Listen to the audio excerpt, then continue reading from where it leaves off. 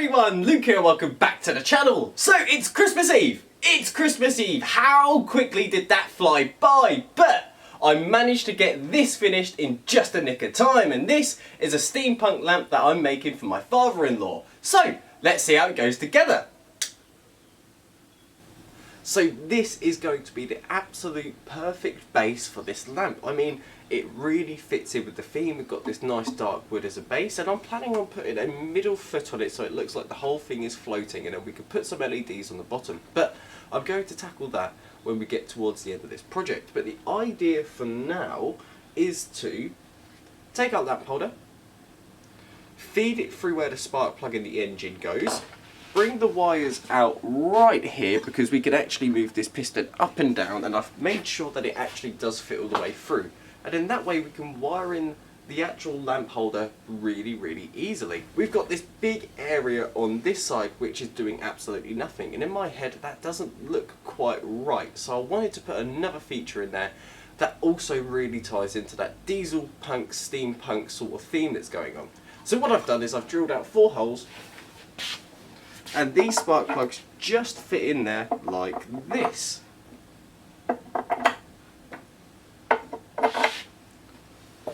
Just like so, and as you can see it really does change the look of this entire thing. So obviously once we've got our lamp holder on, we've got our LEDs on the bottom, it's going to really tie this whole thing together. But that's enough rambling about how I want it to look. Let's actually crack on and do it. So there we go, I fed the wire through and this lamp holder is sitting there quite nicely, and obviously we have to do something to make sure that that isn't going to wobble and it is secured quite nicely. But for the time being I'm going to start sticking all the other cosmetics onto this because we can tackle it when it actually comes to wiring up everything, including the LED strips that I've got, which I'll show you in this next section. But what I'm going to do next is grab my foot, and as you can see I've got the bottom marked out, and this piece fits perfectly in the centre around there, so when it's actually resting on something it gives it that floating effect. So what I'm going to do is actually sand this down so it's nice and square, got nice smooth rounded edges, and then I'm basically going to glue and dowel that onto the bottom. So let's crack on with it. Okay, now we've finished sanding this down and it's nice and square, it's actually time to attach it to my lamp. And it will go in the middle right here, which is already marked out, and I'm going to be gluing it down. Once it's glued, clamp it down, and once that glue has dried I'm going to dowel it in, and that shouldn't be, well, that shouldn't go absolutely anywhere. So I'm going to do that now. Okay, so now that we've got these spark plugs installed, I've just got to wait for the glue to set and dry. So here's a nice little trick actually. Because these spark plugs protruded through the board just by a couple millimeters, I wasn't able to put a clamp on it to get some serious pressure behind it while that glue set.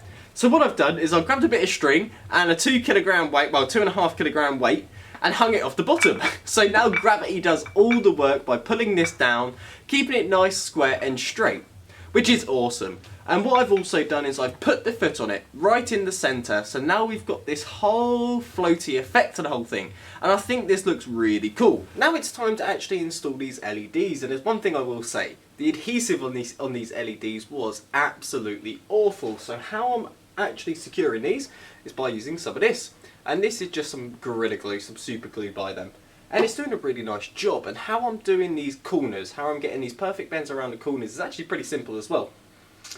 I put the glue along the lip and then I bend it by hand and just hold it for a few seconds, and once it starts to grip, get myself a nice big weight, lay it on the top and just hold it down.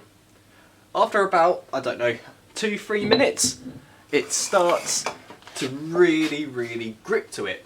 So now we've done this, it's actually time to finish gluing this part, attach the cap, and then we can start wiring everything. Okay, so the LEDs are on. Let's see if they work. Now that is cool. Let's turn off the lights.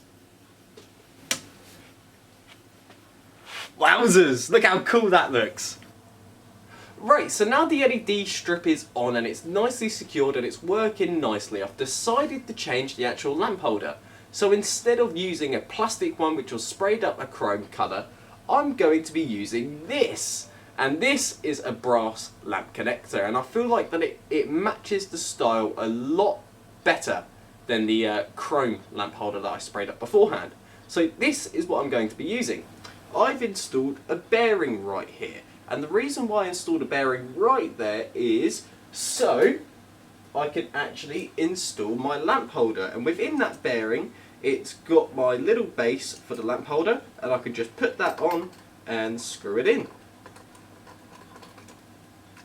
And once that's screwed in, that sits completely straight, and now I could put my light bulb in there and it will sit really nicely. Okay, so I changed my mind about the copper piping just a little bit because it was a bit silly, and instead I've used this rubber tubing, and I sprayed this up a chrome colour, and as you can see it fits really nicely with the design.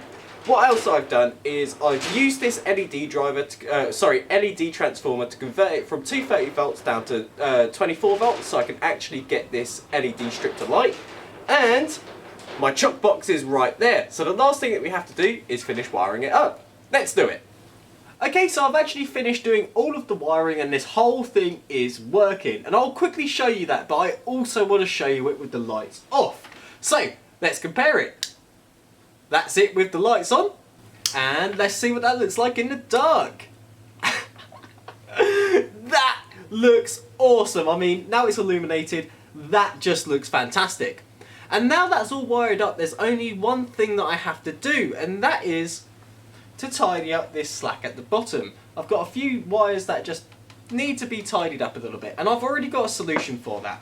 And the solution is to take a bit of rubber matting, and I can show you what that looks like actually. This stuff, cut it out to size, spray it with a bit of adhesive and lay it over the top of the wires. And this is going to help for two reasons. The first one being, it's going to hide them all. You're not going to be able to see them. And the second reason being, well, you're not going to be able to accidentally pulling them and break some connections. So that's what I'm going to do.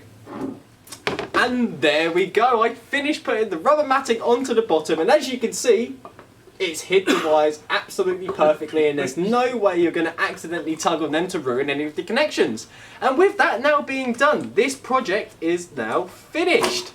How awesome does that look? And with that being said, that does bring me to the end of this video. I really hope you enjoyed it, and if you have any questions, don't hesitate to leave them in the comments and I'll try my best to answer them all. I hope you have a very merry, happy holiday, and I guess I'll catch you in the next one. See you later.